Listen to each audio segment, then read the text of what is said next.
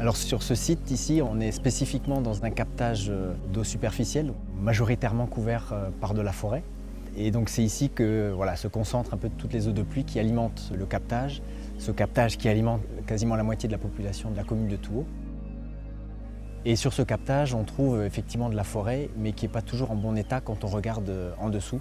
On s'aperçoit effectivement qu'il y a de l'érosion assez diffuse en sous-bois et qui commence à poser des problèmes au niveau de la pollution de l'eau.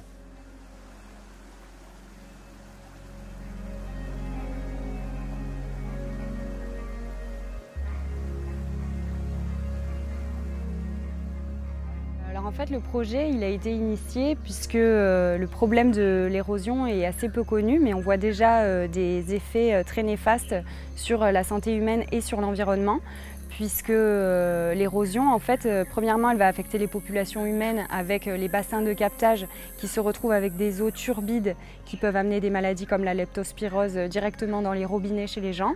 Et d'autre part, on a toute cette eau qui est amenée en sortie de bassin versant dans la rivière et qui est déversée dans le lagon, qui est ici très riche et classé UNESCO.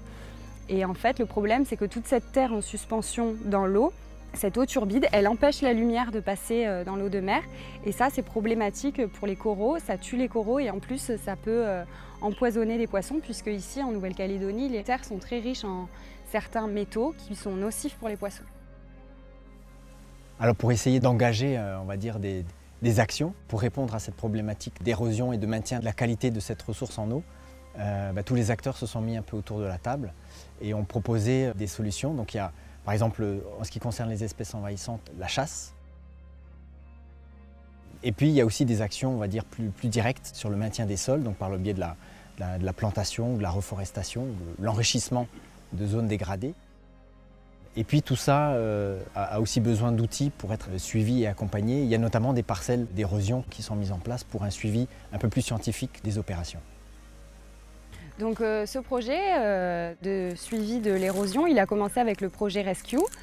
Donc nous avons 3 parcelles et l'idée en fait c'est de comparer les résultats en termes d'érosion des 3 parcelles. Vu qu'elles font à peu près la même surface et qu'elles sont situées sur des pentes identiques, le seul facteur qui diffère sur nos 3 parcelles, ça va être la végétation en fait. Donc on en a une qui est en savane, une qui est dans une forêt préservée avec peu d'impact de cerf et une ici qui est très dégradée par les cerfs. Et donc sur 2 saisons des pluies, on va pouvoir comparer quelle est la quantité d'eau qui ruisselle sur les différentes parcelles et quelle est la quantité de terre qui est érodée sur les parcelles. Et donc à l'échelle de 100 mètres carrés, on va pouvoir répondre à la question où est-ce qu'il y a le plus d'érosion en fait, d'où est-ce qu'elle vient principalement toute cette terre qui est érodée et qui arrive dans le bassin de captage d'eau potable de Axinel. Le rêve, ce serait qu'on puisse vraiment sécuriser année après année un budget pour poursuivre encore ces actions dans le temps, puisque c'est vraiment sur le long terme qu'on pourra restaurer un milieu et c'est sur le long terme qu'il faut maintenir une pression sur les espèces envahissantes.